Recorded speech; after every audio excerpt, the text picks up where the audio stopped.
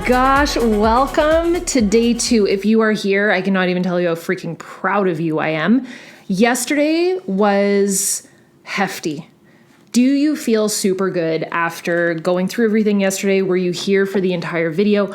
I am so aware of this, that usually these series are around 5-7 minutes a day. And with the world that we live in, our attention span is so small and we don't give time to our goals. So if you've ever felt this way where you're like, I don't know what I want, it's probably because your attention span is like a dang goldfish now, thanks to apps like TikTok, which I think can be great, but it is so bad when it's time to self-reflect and assess what we really want in life. So my hope is that these longer videos almost force you to pause and give yourself that time that you so freaking deserve. And if the past month went terribly for you, like we said, it was a trial run and it didn't go that well, it probably was because you were like like running around like a crazy person. So we want you to be calm, peaceful, and taking the time and the energy that you so deserve.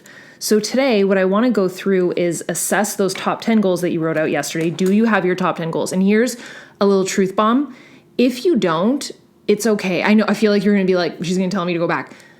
We're going to dive in even deeper to that tomorrow with the very real talk. Like tomorrow's technically day 1. Today is still a prep day. So if you're feeling behind and you want to go back and watch tomorrow again or maybe catch up a little bit, that's why I did this. I created 2 full prep days that you can start on the weekend, get yourself ready for the week, and we go in strong on Monday. So if you were to look at this page that we created yesterday of just your mind map of all of your top 10 goals, which of the goals are you feeling the most excited about? And I mentioned this, I think that it's really, really just the right call. And this might be something that we include in the future, to not make every single one of your goals so growth driven. And in growth, I mean money. You're not a machine. You're not a dancing monkey. You don't have to do everything for everybody else. And not everything has to be about how much money can I make. And how about you fill it with, what books would you like to read? And what can you do for your brain? And what can you do for your mental health and your sanity? And that doesn't mean, by the way, that you're lazy. That means that you are growing. You can only grow in those areas if you're doing enough for you in your me time and you have enough time to think. There's no way that you can perform to that level when you're doing nothing in terms of your mental health, your physical health, just your me time, your alone time, and that quality time with yourself. So I think that it's huge to just be able to have these goals that balance out the crazy ones of, and by crazy, I mean like, I want to live in my dream house and I want to be able to make this much money this month and all of these big things. Those are great, but I think that there needs to be a balance between the two. So if you were to set up your 10 goals and if you're still not happy with them, tomorrow I'm going to really put the hammer down on how much you're listening to every single other person, like parents, different family members, maybe teachers if you're still in school. I know that was a big one for me. Like if my teacher said I'd do something, nothing else mattered. Like crazy stories too. Like if there was like a family, like I remember when the grandfather I always talk about, when he passed away, the teacher expected the next morning, like he saw me run out of class because I was trying to I don't want to relive this, but to make it to the hospital in time, which I didn't. And he told me on my way out, and he said, like, it's okay, like, you can go. But then the next morning, he was like, where's your project? And I was like, are you serious right now? The amount that I bent over backwards for professors and for teachers. By the way, I studied architecture. So if there's any fellow architecture students, you'd be like, yeah, I understand. Usually we understand you. It's crazy. They expect you to stay up all night. And I remember I got to a point in my life, I finished school, I did it. But whenever I stopped, attending school, like I went out into the real world and I started working and building a business. I remember Andre said this to me because we've been dating since we're kids. So I was 15 whenever I met Andre. So he saw me go through university and do all these really late nights. I never pulled an all-nighter though, because I promised myself that if I pulled an all-nighter for school, I would much rather do it for my real life and for my goals than for a professor because they told me to. And it was this weird thing that I set for myself. And I was one of the only kids that didn't pull the all-nighter.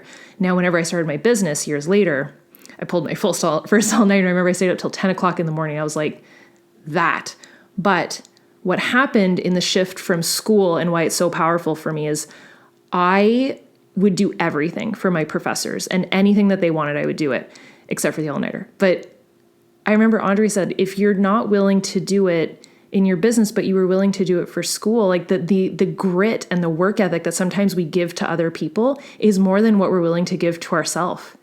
And it's wild. And even if that work ethic means showing up every single day, waking up early and doing a workout, like that's work ethic, that's grit, that's tenacity towards the things that freaking matter to you. So I think we need to do it to that level. So whether it's a boss or a parent or a sibling or a professor or just someone in our lives, we're taking demands from all these people and we're on this endless cycle of what they want instead of focusing on the things that we want. So that's what we're going to go over tomorrow. So if you're not happy with your top 10 goals, I will literally like bring the house down tomorrow on that for day one.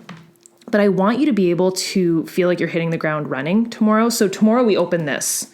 Full disclosure, tomorrow we open this. So if you don't have this, it's okay. If you want, I think if you get it on Amazon, it'll be there tomorrow. So if you want it, but I don't want you to ever go through this series feeling like you need this, or this. Like, I don't want you to be like, I need to have this, or I need that highlighter. If you want it, yes, but it's not going to be the thing that makes or breaks you. The thing that makes or breaks you is going to be you showing the frig up. If you're not, I really want to say another word. If you're not showing up and you're doing the thing where you start really, really strong and you're like going ham in the chat. I see it every year, by the way. There's always the one or two people that they just go ham in the chat. And by that, and you guys have probably, if you've done many series, we're all human. We all notice it. There's always the one or two people that they're talking more than they're listening, and they're gone by day 15 every year, whenever we do the 31 days. To this one, my hope is that everybody's here and that everybody is listening more than they're talking. And I don't mean don't write in the chat. I mean, be present for you. Instead of spewing out the excuses, try and rationalize and figure out what's the missing link right now. And if it's a lack of progress, self-assess. And I don't mean be hard on yourself. There's a big difference between self-assessment and ripping yourself apart. It's not at all in the same in the same galaxy. I want you to be able to self-assess. So instead of excuses or blame or reasons of life, everybody, like especially this past month, everybody had life. Like there was so much life that happened. But I think as a community together, we can make this happen and make a shift. So that's why I love doing these series, because what happens in the chat is magical. But at the end of the day, it's up to you. It's how much you're going to show up. It's how consistent you're going to be. It's the line in the sand that you're going to draw starting tomorrow of what can I change? Like, who am I going to start to say no to? What boundaries am I going to set? Oh my gosh, we have a villain era day. We do. We have a villain era day. It's going to go perfect with the candle. We have the villain era candle. I should light it. I'm told you have to remind me. I have to light it on villain era day. So write out your top 10 goals. And this is what's really cool. And this is how, okay, well, a little preview ahead. This is how you step into your villain era. Okay. So you have your top 10 goals and then you're going to write out your week ahead. So 5 of your top 10 goals, you're going to put them, if you have this page, if not, just write it on a blank page. You're going to put them right here. Pick 5 of those goals. So if you had, let's just do this together. So if you had your physical health, you want to do a workout program, you want to read a specific book and get that done before the end of the month. So that's a top 10 goal for the month. You want to meditate daily. You want to maybe finish a painting, like one painting. You want to film 4 YouTube videos. I'm just giving you ideas here. But these are all different things and different ways to measure your month. They should all be measurable. Pick 5 for the week. So that's what the week ahead page is. So I will highlight this. And I'm going to put 5 goals for the week ahead. Okay, on your week ahead page. Then on your daily pages, so I do a tab that says daily grind, and then all my daily pages are in the same spot. I don't keep all of them. Sometimes I keep the special ones or the really pretty ones, but I don't keep all of those. I keep my month aheads of that month or the month prior, and I always keep my assessments. I have all the assessments I've ever done. All right, so you're gonna write out, I have done this every single day for, oh my gosh, over 5 years. So there's 10 rectangles. In those 10 rectangles, every single day. Oh, and a cool little hack. I'll tell you what I used to do. It's kind of hard to do this at the beginning of the month, but as the month goes, it's crazy. The reason why I do the highlighters, and sometimes I just fill the whole highlighter, but a really cool way to do this is almost treat it like a thermometer for each rectangle. So let's say you're at the beginning of the month, right? So you could fill it like just to the tip. So if you're getting to like the 15th of the month and the goal is 50% done, then you fill it, you highlight it halfway. Does that make sense? If it's measurable, you'll be able to do that. If it's not measurable, that's your first hint. If you are not setting measurable goals, you are robbing yourself of that happiness because you're not able to measure the progress that you're seeing. Simple enough? I really hope that concept helps you because it's something that I always go back to whenever I'm not feeling the feels. So if you can measure it, it's going to be so much better. So in this rectangle section, you will write the same thing every single day. And what's really cool is by about day 15 of the month, you should be able to memorize it. Like by that point, because you've written it out every single day. And that's why I do it. It's the repetition of it that every single day you're writing out those same top 10 goals. Don't change them.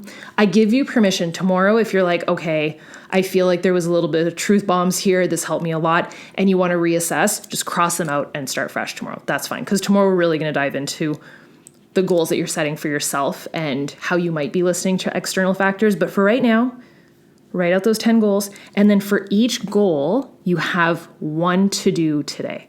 So let's say that first goal is for me at least, it's my New Year's workout program. So I'll just put like NY workouts.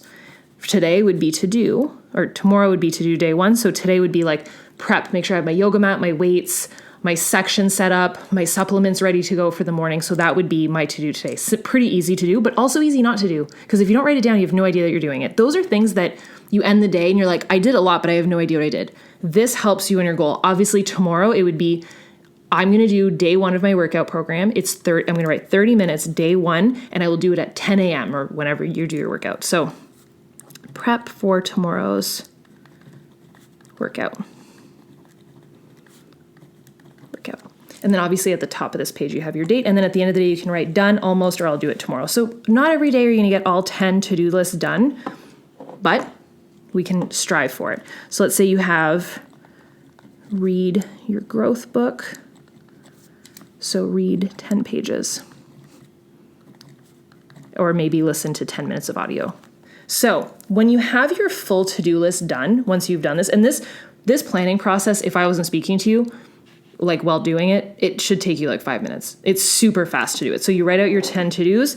From that, your 3 needle movers. That's 3 of those to-dos. Pick your top 3. So if your workout, usually my workout's on it. So workout, read, and then let's say film. That's literally what my day usually looks like. So then I'll take my highlighter and I know that I'm going to do my workout first thing in the AM. Then I'm going to get ready. Then I'm going to film, and then I'll probably read before bed. So my 3 needle movers right away go in my game plan. So workout, film, and then anything that's over 1 hour, I just pull an arrow down and then read before bed. Grateful and excited for, you guys, our reset series. And then to feel amazing, I will.